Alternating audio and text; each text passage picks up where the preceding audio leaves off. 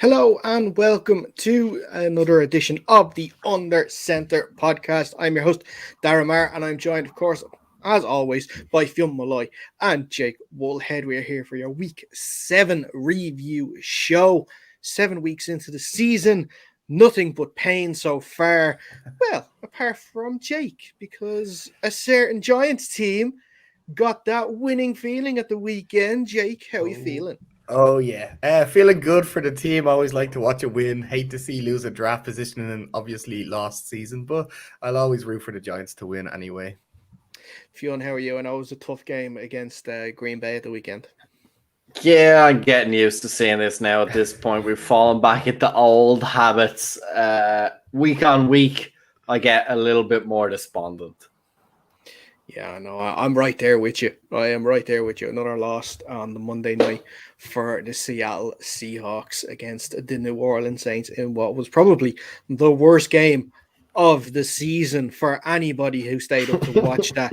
You have my sympathies. If you were a fan of the Seahawks or the Saints and you stayed up to watch that, it's understandable. But if you weren't and you stayed up to watch that, look, I'm sorry, you got no one but yourself to blame for staying up to watch that. Unfortunately, it was a tough watch. But they're not the only things we're going to be talking about this week, because there may be a Seahawks rant. I can feel it in my bones. I'm just going to I'm going to see if it pops up on the wheel now today, because we do have the wheel of topics back. So many great topics to speak about after what was another entertaining and event-filled weekend in the NFL. Like, we could be talking about Cincinnati and their fantastic win against the Ravens. Could be talking about the Eagles and their search for, well, I guess maybe not search, but how much it hurts to be an Eagles fan right now. Pun intended. Don't worry. Who's the best team in the AFC now? Because with all these results in these last 2 weeks, we don't know anymore. Who's the worst team in the NFL? That's an interesting question, because records aside, there could be a lot worse teams there. But guys, before we get into the show, if you aren't already subscribed to our YouTube channel, make sure you head over to YouTube and search for Under Center Podcast. Subscribe to that channel, because that's where you find our YouTube exclusive bets show, where we try and win you a bit of money. And if you did pay attention to the video last week, I got to come out and say it, guys. I backed the Jets at +7 last weekend, thinking that it couldn't be any worse than their encounter at the start of the year against the Patriots. But what does Bill Belichick do? He just goes and decides, you know what, I'm going to put a 50 burger up on these Jets, and my God, were they bad. And I have made this, I am never betting a Jets game ever again. Until they do something, I am never betting a Jets game. I'm never going to back them. I'll probably go against them a lot. I think I should learn that now. But tough week for the bets. I think I learned around this point last season was not to trust the Jets in any of their games. I think they did not beat the handicap in any game last season. Or they might have done one. I think they had a double digit, 17 point. They were 17 points in the behind, but I think they covered in one of them. I don't know if you just seen there. Sure they would have. Didn't they have that win against, who's it, the Rams or something? Yeah, they would have beat the handicap that week one, or something like that. I don't know. Just seeing a live tweet come in that Alan Lazard is now on the COVID list for the Packers game.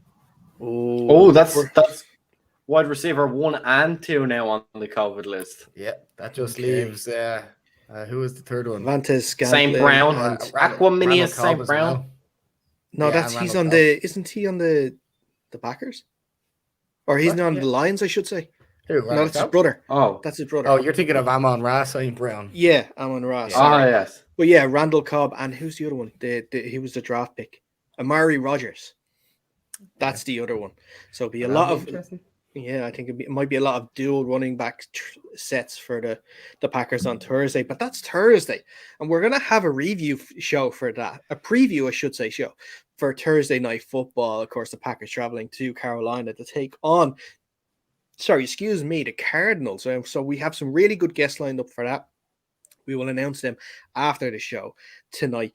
But let's get straight into the wheel, guys. What you think? Let's fucking do it. I think so. I love that this show is not PG, so you can say stuff like that, Jake, all you like. Oh, don't tempt me. Oh, the alone. So here's the way we have a lot of topics. Like I said, we mentioned them a little earlier on. Let's get straight into spinning that wheel. Let's see what we're going to be talking about first tonight. Oh, who is the best team in the AFC? And we thought this would be an interesting. Fionn, this was your topic that you wanted to bring up today. Tell us a little bit about why you wanted to bring this topic up. I wanted to bring this topic up mostly because if you look at the standings right now, the Bengals are ranked the number one team in the AFC. And so I wanted to kind of get everybody's thoughts about who is the real one team in the AFC, who's trending the right direction, who's most likely to be there at the end of the season, I beg your pardon, who's likely to be the number one seed, represent the AFC and go all the way. It's going to be a different team.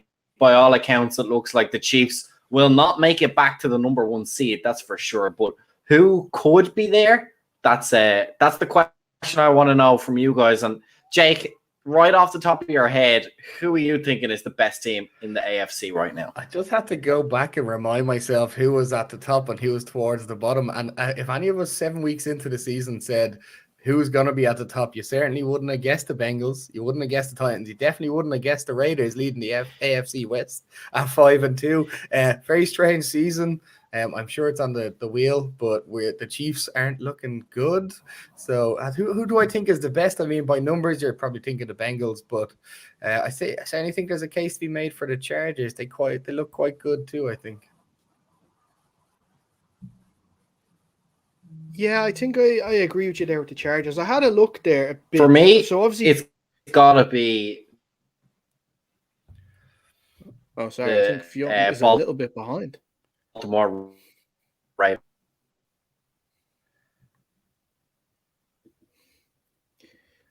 Oh, I think he's gone. So who do you think is the best? I think he's gone. We'll let him pop out there and let him get his connection sorted out, and we'll get him back. What I was going to say, I had a look at the records of the team. So yeah, the Bengals are on top there with their 5-2 record because you have that tiebreaker over the Ravens, who are also 5-2. You know, you got the Raiders 5-2 as well, the Chargers 4-2, the Bills 4-2, the Titans as well are there too. So that you can't forget about them. I think the Titans what are they at the moment? They're 5-2 as well. 5-2. You know, funny, they're all 5-2 in the AFC. The winners are. I think the Bengals or the Ravens are better than 5-2 as well. I think they're probably slightly better than the Bengals, but I think if they fall into a hole, then if the game plan doesn't go their way, I don't think they're really built to come back from it as much. I know they do, but sometimes they worry me when I'm watching them when they're behind and you're hoping for a win from them. Yeah, and the Titans go through these like peaks and troughs a little bit this season because only 2 weeks ago they lost to the Jets. You know, and then last week they beat the Bills. This week they beat the Chiefs. You know, it's a bit weird with that. But I had a look at sort of the remaining fixtures of some of the teams, and you know, the Bengals sort of have one of the easier run-ins out of all these AFC teams as well. The only ones that I can see that, you know, they have to obviously they're going to have to go to the Chargers. They're facing the Chargers, but they're also facing Kansas City at home. They also obviously have their divisional games, but they play two of the biggest sides away from home. So they have in Pittsburgh and Baltimore. So they'll have them still to come at home, and obviously you still have to play the Browns twice as well. So the Bengals are in a really, really good spot. Hopefully they can stay fit. Looking at the Ravens as well, they have the Rams and the Packers. I know those two is probably the two more difficult games that they have left in their schedule. So they're going to be tough, but they're both at home as well. So we could see what happens there. In terms of the Raiders, you know, they've got some tough ones because they still have to travel to Dallas to take on the Cowboys, and they're going to have to travel to Indianapolis to take on the Colts as well as obviously those. I'm obviously not counting the in-division games because we all know that you're going to have to play them. The Chargers, I couldn't find many hard teams either. Apart from the in-division games, the Chargers seem to have an okay run-in coming in against teams who are not particularly performing great this year. The Bills still have to go to Tampa Bay, and they still have to go to New Orleans as well. So that's going to be tough. They still have to face the Patriots twice as well. So that can be tough too. So it's up for grabs. I would think that on current form, obviously, you have to give it to the Bengals. But like you're saying, Jake, I have to look at the Chargers and think that with their remaining run in as well, they really have it. If they can get something going and forget about the mistakes that happened in that Ravens game 2 weeks ago where they were completely blown out, get over that and just get back on track with Justin Herbert and the rest of that team, but sort out that defense too. Because that run defense is the worst in the league and anyone can run on that team. But I think they do have a chance to get that number one seed. But Fionn, you're back with us there. You sort of cut out there a little bit, so glad that you're back. You were in the middle of a point there about who you think is the best side, but tell us who are you looking at now for in the AFC?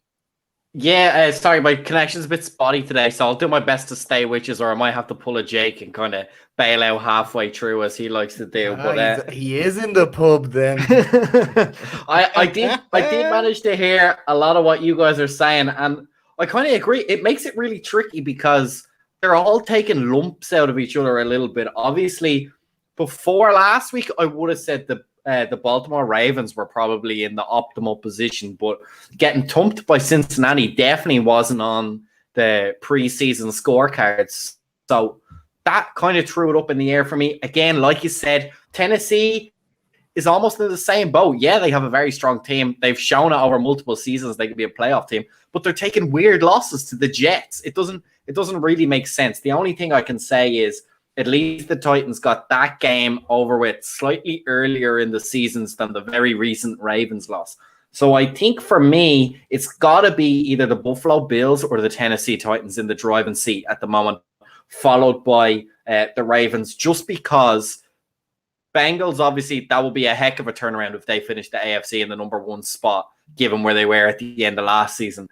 And Las Vegas Raiders, I just struggle to trust them. I just don't trust Carr. I don't see where the talent really is in that team that has them up so high. I think it might be a fluke of schedule. And so after that, it's kind of Baltimore and Buffalo have all been there, done that, and I expect them to keep rising in the rankings over the next couple of weeks than sustain any kind of major slide back down.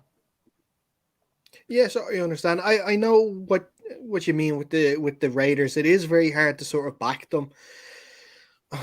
You sort of wait for their collapse that we've seen for the last couple of years. They've always had fast starts, but they can't seem to finish it when it comes to the end of the season. But I don't know. Like Derek Carr's playing so much better this year. Like the game last week was important because they were missing their best receiver in Darren Waller, but it changed nothing. They still stomped on the Eagles, and they still, like, I think he had a 91% pass completion rate on Sunday. He is playing. He can't keep that up, though. He can't keep that up. He's not that quarterback. I know, but if you drop only a little bit, if he drops it to like a 79, 80%, that's still really, really good as well. So I think they're still in a decent spot. Like I said, they do have some tough games coming up.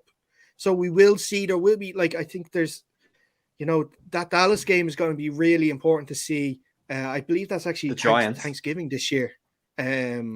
Is going to be really important to the Giants. That is the litmus test for all teams now, is it? The Giants. If you lose to the Giants, you bench your quarterback. That's the way it is at the moment. And you're getting the trade rumors for Deshaun Watson if you lose to the Giants. Yeah. That's what it is pretty much. But we'll see what we'll see with the Raiders now coming up. But let's move on to our next topic. Let's get the wheel back up here. So let's see what we are going to be talking about next. So let's see. Oh, okay. It's not the New York team you wanted to talk about, Jake, but it's going to be a New York team we're talking about here. Because can the Jets ever sort out their shit? 54-13 on Sunday against the Patriots. Mac Jones has his first 300-yard game in the National Football League. Zach Wilson is out for the next 4 weeks with a knee injury. They had Mike White, I believe his name is, another rookie QB on yours. They hadn't got a veteran quarterback on the roster at all. They were all players that had never taken a snap in the NFL at quarterback. But who made that decision and who looked at that and said, that's a great lineup to have? You always have a veteran there. You always do. It's like rule number one. What did they go and do? They go trade for Joe Flacco, who they had last season. Had last year. They gave him I a don't know who draft they had. pick. But even I was reading today that Drew Lock sat behind Joe Flacco, and this season when he's sitting behind Teddy Bridgewater, he said, I finally understand how to read a playbook. It's like Joe Flacco makes no bones about trying to hide the fact that he doesn't give a bollocks. He's not there to teach you. He's there to play football, and he's just got to be like, he doesn't care anymore. It doesn't care. I don't know why they would get him as opposed to someone else. I don't know who you'd get, but like he clearly isn't a guy. You might as well roll with Mike White and keep your conditional fifth or whatever they trade him for. I know, but it's crazy. But Fionn, what do you think? What is going on with the Jets? I completely agree with Jake, first of all, on the quarterback situation. I don't know why you'd bother spending money on any sort of contract. If you're going to suck, just suck hard with your backup. Like, why not throw the guy who's never had any snaps in, see what he can do? I think I remember bringing him up during our preseason when everyone was going mad about it, all the Justin Fields and all the numbers that were flying around for rookie quarterbacks. I said, hey, this guy, I believe he put up like 300 yards or something in one of the preseason games. Nobody'd ever heard of him. And I was saying, look, you can't judge preseason games for quarterbacks. They do all sorts of things to get them extra yards. So I think the slide is real. The rushing yards, not very good either. 62 yards total for the team.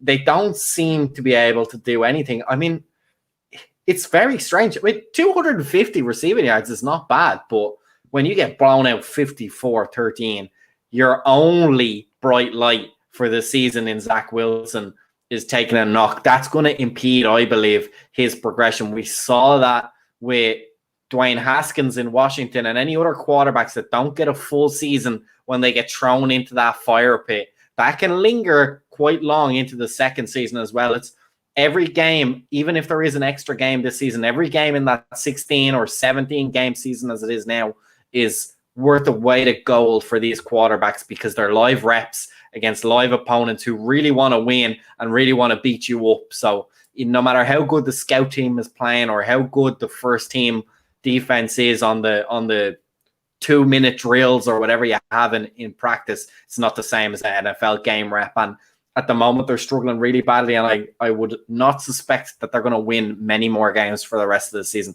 I don't see, even if they had every available opportunity, I don't even know where you start to fix that football team, to be perfectly honest with you.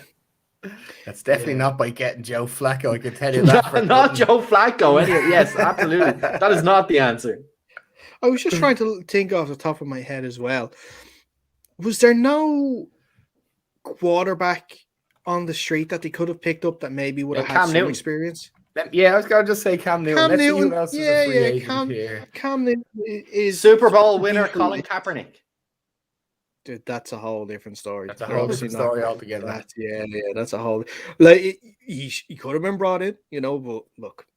Well, Cam would seem like the obvious choice, to be fair. Yeah, especially if it's an extended period of time.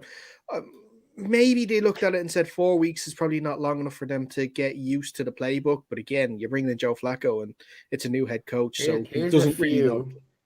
Cam in New York would be cool as well for him. Could you have brought back Phillip Rivers, maybe? RG3, I think.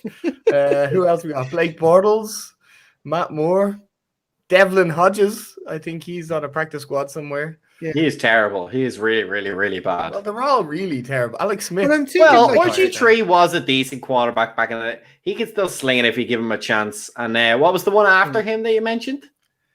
We got Blake Bortles. Devlin Hodges. Blake Bortles, he was a starting quarterback. He wasn't a good starting quarterback, but he was a starting quarterback. He's certainly at this point better than Joe Flacco.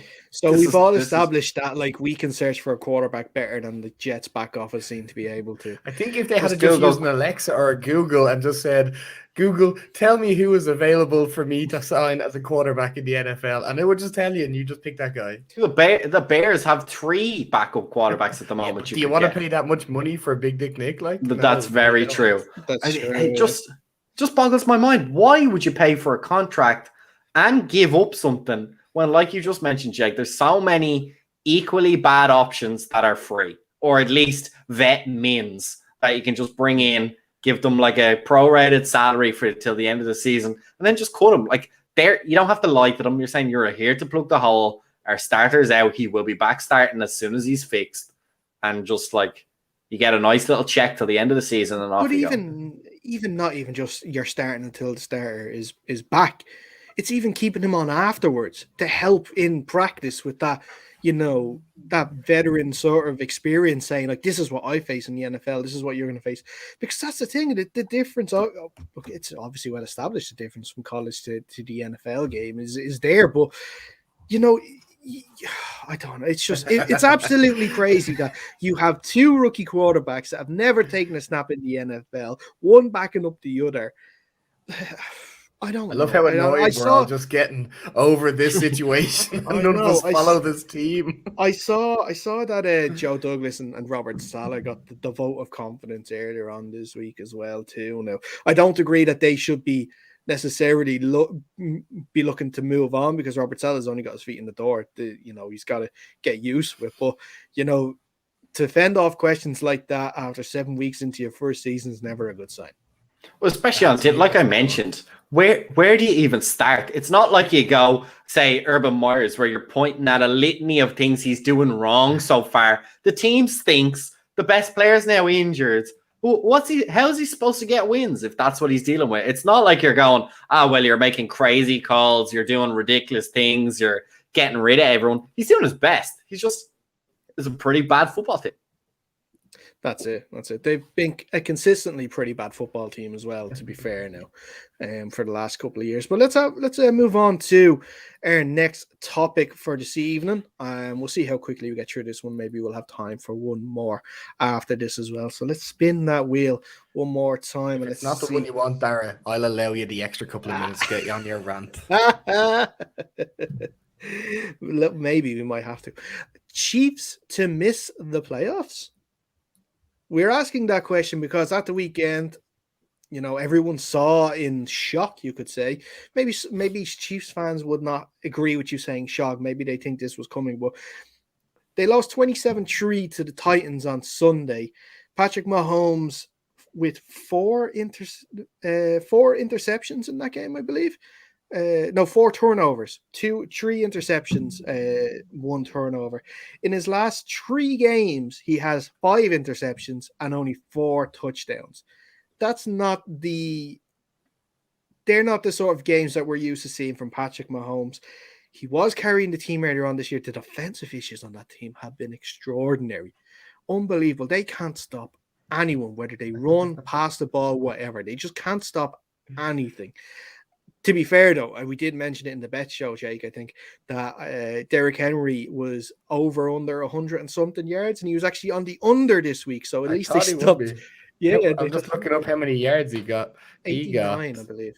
86. So 86, sorry. And then we had a bet on for Derrick Henry anytime touchdown, which seems like a very safe bet. Obviously, he did throw a touchdown. He didn't toss a touchdown. That's it. That's the thing. I think he found out that that running backs never win the MVP. So he's like, right, just let me throw the ball in instead, and I'll win. Maybe the Jets can have him then. There you go. I don't know how many firsts you're going to have to give up for Derrick Henry, but I think the Titans would ask for a few, and knowing the Jets, they'd probably give it up too as well. But the interesting thing here about this Chiefs team is they are, they're 3-4 at the moment. They have the game on Monday night against the Giants, but after the Giants, they have the Packers, the Raiders, and they also have Dallas after that as well. That is some 4-game stretch that conceivably you could say, 4 games? Maybe you go 1-3 in those games. Then what?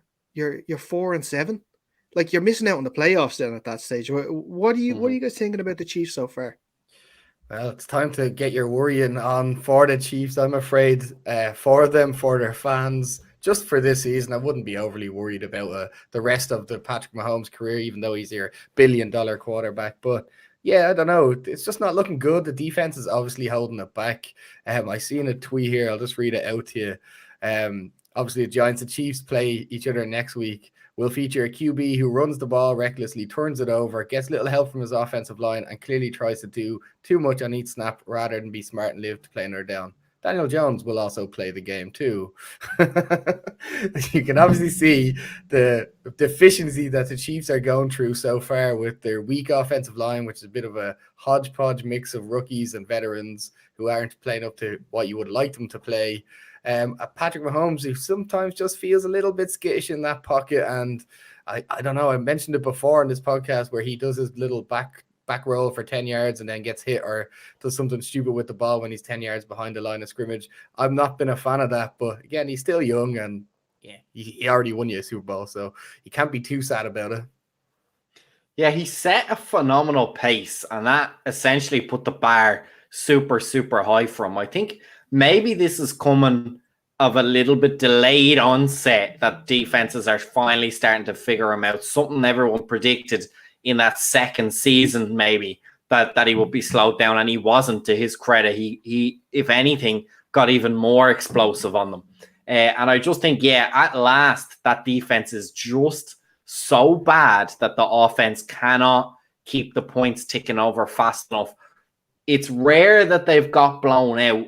The Bills wasn't a great game, and the Titans obviously wasn't very close. But other than that, they've been in the games that they haven't won, they've been there or thereabouts. So it's the same formula. Their formula hasn't changed. It's we're going to try and outscore you and race you to the finish line. The problem is their defense has got even a step slower. So all those offenses they're facing are able to rack up points that are competing with the Chiefs, whereas in seasons past, that hasn't necessarily been the case.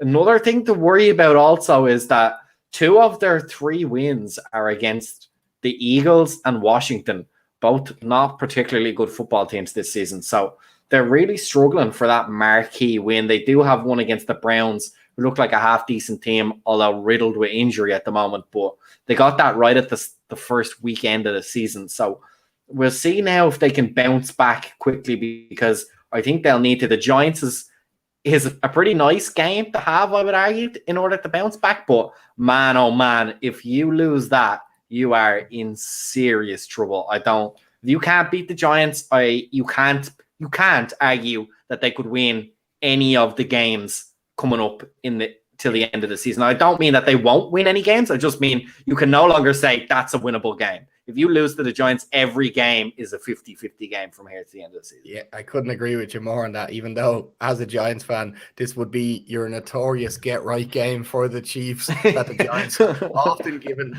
the opposing team. 40 bomb coming up. Yeah, definitely. Patrick Mahomes runs 3 touchdowns in himself as well. Well, look, the Giants did have a pretty good away win against the Saints a couple of weeks ago. It's not, and I'm guessing there'll be more players. Jake, you would know better than I would, but there'll be more players coming back from injury this week as well. So they will be a little more healthier. They have that extra day of rest now, of course, playing on the Monday night too. So, the defense played well against the Panthers. The defense, I think the Titans showed a way of stifling the Chiefs offense, because Tyreek Hill has not played well this year. I think he's struggling with injury. He was on the injury report a couple of weeks ago. I think whatever injury he has there is still affecting him. Travis Kelce then has been sort of taken out of games.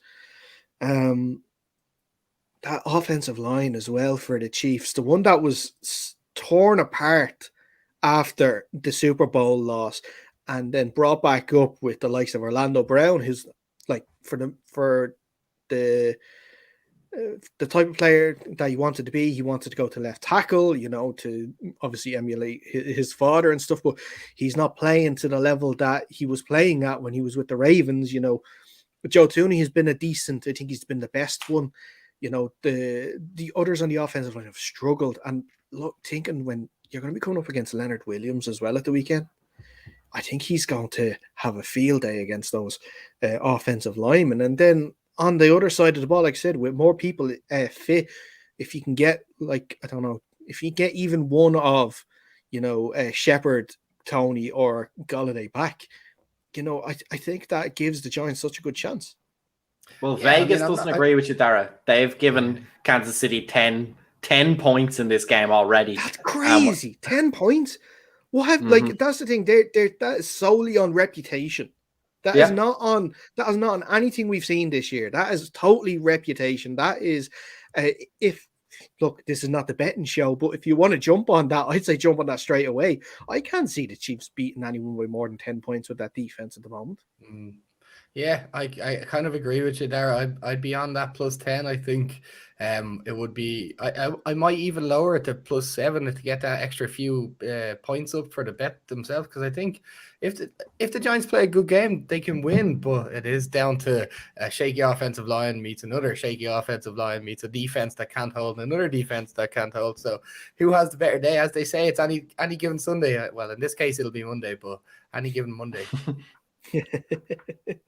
I know, but look, we're seeing they're not out at the moment with the Chiefs. I think there's a lot of teams in that 3 and 4 area that are sort of near the sort of wild card position, so it's nothing to worry about just yet.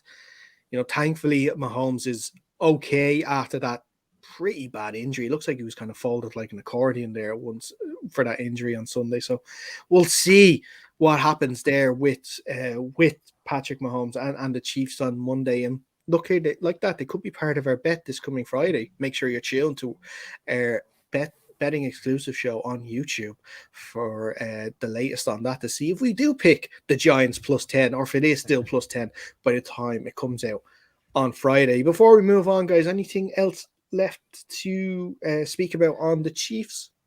No. We said perfect. I think we have, unfortunately. Sorry, Chiefs fans, we buried you guys enough for 1 week anyway. Let's see what happens next week. Let's get that wheel up one more time. Last time tonight, guys. Let's see, what are we going to be talking about? Is it going to be Seattle? Let's find out. No, sure Bears. Now, this is something I had a problem with. I brought this up because the tagline reads perfectly here. Bears fans, is this what you want? Because, you know, we've all heard about the Bears wanting to have Justin Fields in as soon as possible, starting quarterback. Forget about Matt Nagy. He doesn't know what he's doing. Andy Dalton shouldn't be number one. He's been in now the last 2 weeks. He struggled. He has struggled. 38-3 against the Bucs on Sunday. 35-3 at halftime. So the Bucs obviously called it a day at halftime because he knew it was. But Fields of 184 yards, 3 interceptions, 1 fumble. And I kind of got pretty animated watching this because of Matt Nagy's refusal to take Justin Fields out at halftime in this game. That game was done. That game, anything else that was done in that game after halftime was for nothing. And I think to protect him, because this defense was all over him, to protect him, you should have taken him out. Say, look, it wasn't your day. These are the growing pains in the NFL. We'll come back next week and we'll see. But I think this could be down to Matt Nagy's stubbornness with the amount of times he was called out by the fan base to have Fields in the starting lineup. So now he's saying, well, you wanted him in the starting lineup. Here he is now. Here he is to the Wolves. Matt Nagy said he wasn't ready yet. He wanted to play Andy Dalton. Now, whether that's the right decision or not, we don't know anymore because obviously Justin Fields is in. But I don't know if this is some sort of infighting between Matt Nagy and the fans. You know, obviously the fans don't want Matt Nagy anymore. Like, we obviously, I don't know if you pay much close attention to it, but because obviously we know the guys over at the Irish Bears show, sort of we have a little area closer to the ground, a little more on the Bears sort of stuff, because we know the lads, and obviously they're great with their reporting and talking about the Bears every week. But this can't be the way to run a franchise. You can't be having fighting between the head coach and the fans saying, here's your quarterback, I'm throwing him to the Wolves. And this, like, what are you thinking about this whole situation? I'm kind of in two minds about it, to be honest, because I'm a proponent of just letting the rookie take his lumps. And I mean, he's going to have to lose some games sometimes. He's going to have to learn to come from behind sometimes. And I mean, I understand your point about the safety and the injury and stuff like that. So had he gets injured, that's your top quarterback out of the game that you traded so much assets from, and you're going to have to hope he comes back stronger than he did before. But I still think you have to leave him in. He has to learn to lose, and he has to learn to try come back from losing. I don't know. Is it fine? I know Matt Nagy is very stubborn from all his conferences and everything. You can just tell from his personality that he is like that. But so maybe it is a bit of fighting between the fans and Matt Nagy. But I still think it was kind of the right decision to leave him in. It was a tough Bucs defense to face, but if he's going to have a long career in the NFL, he's going to have to face them. I can't agree with you more, Jake. I have 2 points on this. One, I don't support Nagy as a coach. I don't think he's a particularly good coach. I think there's certainly better options at coaching. However, having said that, I fully back how he dealt with this situation. He clearly stated from the beginning, I am the man watching Fields. I drafted him. I watch him in practice. I'm evaluating him. Trust me, as soon as he's ready to play, he's going to play. Right now, it's Dalton. It's only Dalton, and it'll be Dalton for as long as I can possibly keep Dalton in there. And like you said, Jake, the fans went nuts.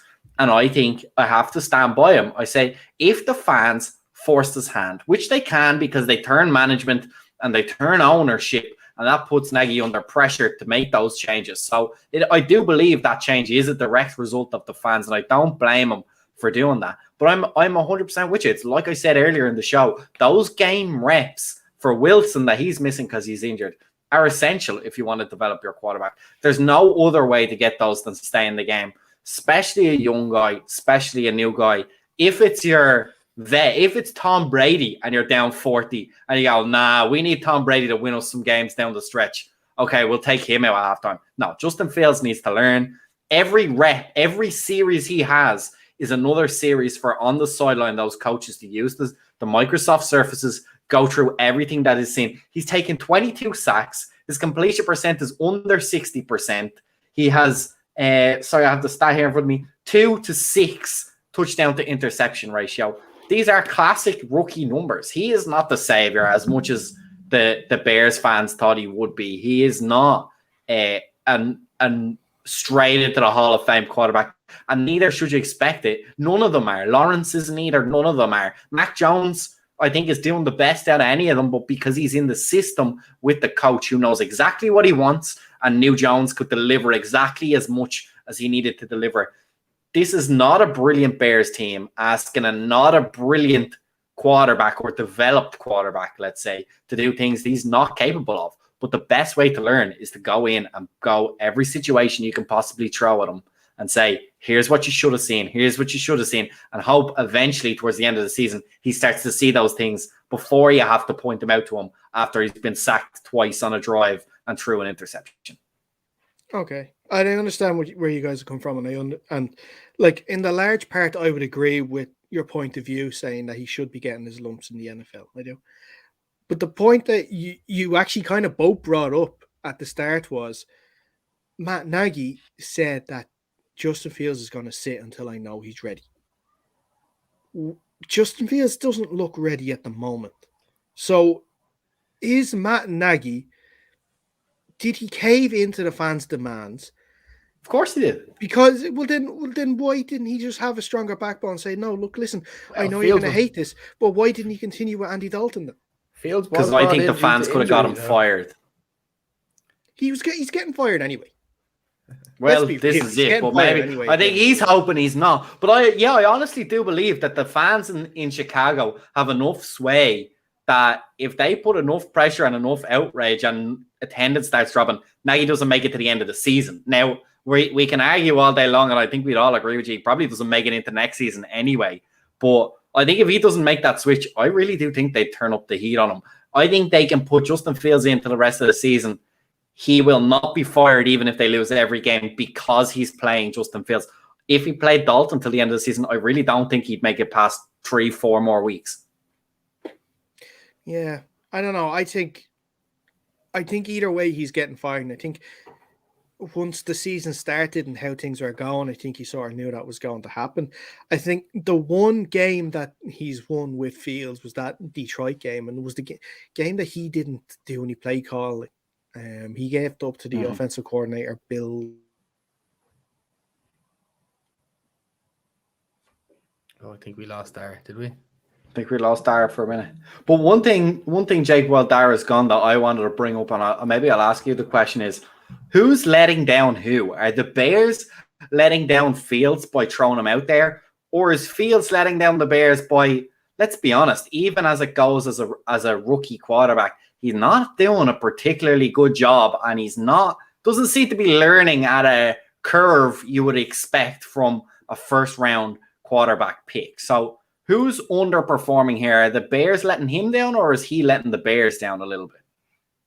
Well, I think we all know that the coaching on the Bears particularly isn't the best, and the offensive line isn't the best. They have an injury at running back, and they have two injuries at running back, and then they're on their third string running back who is playing well, but come on, he's still a third string running back. And then your number one wide receiver can't seem to be getting the ball as much, or isn't getting the targets as much. So I don't know if he's being put in a position to win or be successful as himself, but he's probably not doing himself any favors by playing hero ball a little bit. Maybe he feels like he has to. I don't know, but I'd say it's more on the coaching at the minute. They don't look like they want to give him the best of the best. And here's another question for you, Dara. You missed that one, but I'll ask you a new question that occurred to me. Like, Fields isn't doing great. We had on the wheel who's doing the best out of rookie quarterbacks, so we'll just focus on Fields, given it's the Bears that came up. How bad do you let Fields be, or how much rope do we give him and excuse it as just being on a bad football team? And at what point do the stats get so bad that we start to worry that Fields isn't what all the Bears fans kept telling us that he was? I give him this year. I think you have to. So no matter what his stat line looks like at the end of this season, you're saying, we'll give him next season and we'll evaluate him on that. I wouldn't necessarily look at the stat line, but I'd look at the plays itself. Like, if he's missing clear throws all the time, and if he's missing open receivers all the time, then you can make that assumption, or you can look at it and say, look, maybe this lad's not up to it. But if he's getting interceptions, or if he's getting, like, there's obviously so many other factors that come into that. A lot of it is like that offensive line is terrible. You know, they've got a 78-year-old Jason Peters at left tackle, so he is constantly sort of having to look behind his shoulder to see if there is a defensive lineman coming to, tackle the life out of him. So I think, you've got to let him have this year. If you're going to let him have the bumps, like we discussed, let him have the bumps. If it comes to next season, if it comes to the off season and there is decent additions made in terms of, offensive line, wide receiver, if they keep Allen Robinson or not, but he doesn't seem to have a great connection with Allen Robinson at the moment. It's more Darnell Mooney, who seems to be picking out a lot more. If you're getting pieces in place and they're performing and he's not next year, then we can start looking at it and saying, okay, this isn't the guy that we thought he was going to be. I don't know where you go anyway, because they don't have their first round pick next season. So you're not going to have that ability to get a quarterback in the first round next season unless you draft or trade and get the picks. I don't think you want one next year anyway. No, you don't. No. But by all accounts, you don't. But even after that, you're going to have to try build around them and still keep them on that cheap deal, unless you're put in a position where you have, I don't know, a top 5 pick, which they could have. And then there's a quarterback worthy of the top 5 pick that you think is better than Justin Fields. And chances are, if you have a poor team around him, he's going to perform just as poorly as Justin Fields. Yeah. Well, the beauty of having the Justin Fields as the first round pick is you have 5 years to get it right with him. You have 5 years for him to pretty much a 5-year audition to see if he is going to be the guy. If he's not, okay, you move on. We've seen it with Mitch Trubisky. They moved on after 4 years. They knew he wasn't the guy, and he's gone. Now it's Justin Fields to see if he is going to be that guy. So, they have time. Let's just see if they can actually build a team. It's a lot of this is going to be out of his hands. Of course, there's a lot for him to do in terms of improving week on week, training session on training session to be a better quarterback. But there's going to be a lot of management and coaching to, get the pieces around him to give him the best chances to succeed. Yeah, definitely. Grant. So I think that is it for the wheel this week. Guys, if you will let me, I would like to have my Seahawks rant. if that's okay. If you're okay with that. We might have to If you cut live this for into that. a special, Dara. We're already 45 minutes in. Don't worry, it will only take half an hour. I promise you this. No, look, listen. It's just obviously the Seahawks lost 30-10 to the Saints last night in what was an absolute stinker of a game in all ways. The first time the Seahawks have gone 0-3 at home with their first 3 games of the season since 1996. Yes, Geno Smith is in a quarterback at the moment. Russell Wilson is out injured. I understand that. But I think that game sort of encapsulated a lot of things that has been going wrong that isn't necessarily just on Geno Smith. In the first half, Geno Smith threw a pass to DK Metcalf that went for an 84-yard touchdown. He ran for most of that. It wasn't actually an 84-yard throw, so we won't give Geno all the credit. But that was his only target until the third quarter. He wasn't targeted again until the third quarter. And, this part comes down to a little bit of Geno, but I'd say a lot more down to Pete Carroll, head coach, and Shane Waldron, the offensive coordinator. The Saints defense decided to put a safety pretty much there on DK Metcalf as well as the cornerback, so that those long throws were sort of extinguished. But at no point until the third quarter did we see a change to say that, okay, let's run a couple of slants. Let's try you on the other side. Let's do these short intermediate routes to try and get him the ball. Maybe he can get some yards after catch and get us up the field. That was not done until the third quarter, and I don't know why. Also, the Saints defense is one of the best run defenses in the league. 8 run plays in a row, totaling for 19 yards, happened in the middle of that game last night. 19 yards in 8 running plays over, obviously, multiple possessions. That is unbelievable. Obviously, you establish the run to set up maybe a play action, or get the safeties down towards the box so that maybe you can try a shot over the top. But they never did that. It was run, run, run, run, run. Well, more, it was run, run, run, punt. Run, run, run, punt. The stat line, there's so many things. The defense in this game last night. Alvin Kamara, for all intents and purposes, is probably the only offensive threat that the Saints have. It took until the second half for them to finally decide, listen, when he goes out in the flat to be in the passing game, let's double team him in the second half after he's already burned you towards the end of the first half, scoring that touchdown, which put the Saints 10-3 up at the half in a game that, I'll be honest now, for the defense that has underperformed all year, they played pretty decent against the run last night.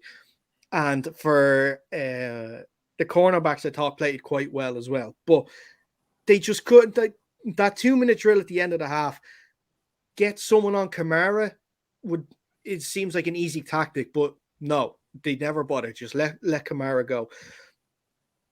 Penalties saved multiple Seahawks drives as well. Marshawn Lattimore, I think there was other players, I can't remember. Gardner Johnson, were all giving unsportsmanlike conduct penalties, 15 yards, which put the Seahawks up the field.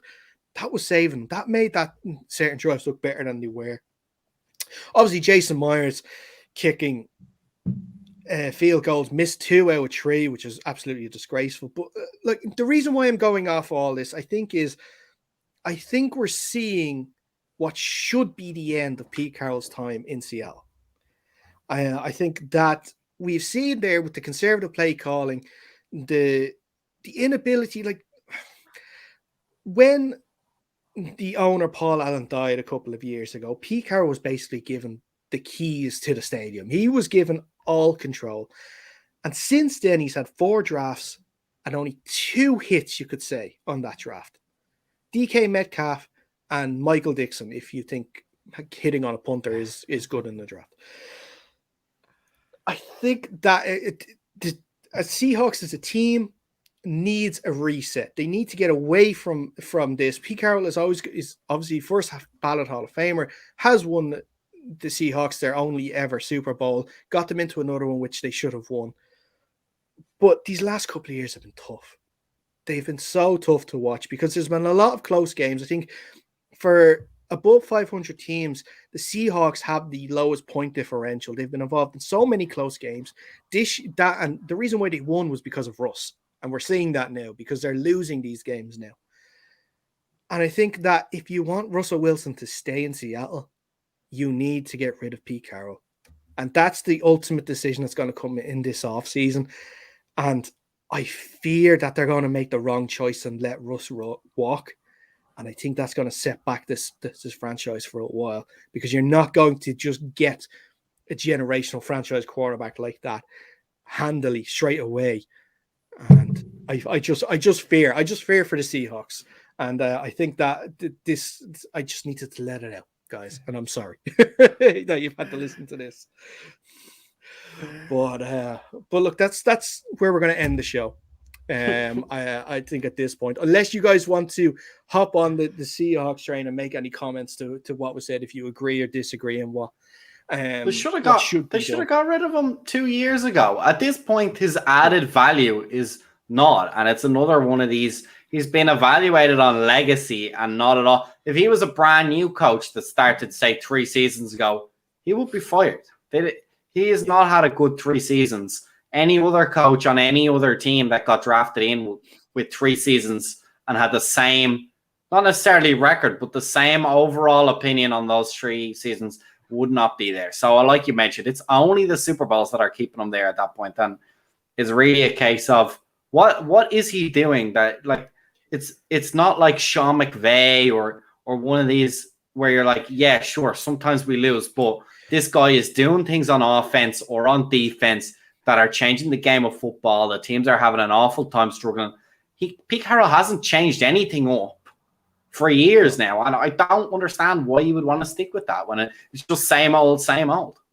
But see, that's the thing. Like I mentioned, he is basically the general manager and head coach and de facto owner of the Seahawks at the moment, because Paula Allen, who's the sister of Paul Allen, who technically owns the team, doesn't really have an interest in getting involved into day-to-day football stuff. That's why she left it to Pete Carroll to make those decisions. So Pete Carroll's not going to fire himself. So the only way I see this happening is if Pete Carroll decides to call it a day and retire, or his old college team, USC, are looking for a new head coach. Whether he goes back to that, I don't know. But it's tough. Like how do you get someone to leave with, who kind of like, it's like, say, like, I own the house. How do I get you to leave when you own the house? It's sort you kick them out and you lock the door and you change the locks. Change the locks. I know it's tough. It's sort of after seeing these games, and look, they face the Jaguars on Sunday, and this is how bad that's gotten. I'm almost certain that the Jaguars are going to win that game. Stop. But I will tell you one thing, Dara. I will tell you one thing, Dara. Offense that they're going to be coming up against in the last 3 weeks. I will tell you one thing. We're going to have to put you on a pitch count on these rants, because you're not used to them being this bad. And if they're going to stink every week, we don't have time for you to have a 15-minute rant every week going on and on and on and on and on about all the bad things. Suck it up like the pair of us. Accept that your team has multiple flaws across multiple facets of the game. Quarterback, head coach, defense, offensive line. Just accept it and move on. Your life will be better for it. Take a deep breath, release it. And maybe next time we'll get Jake. Jake has control. We'll just subtly end the broadcast and let you go off on your rant, so our wonderful listeners don't have to put up with this every single week.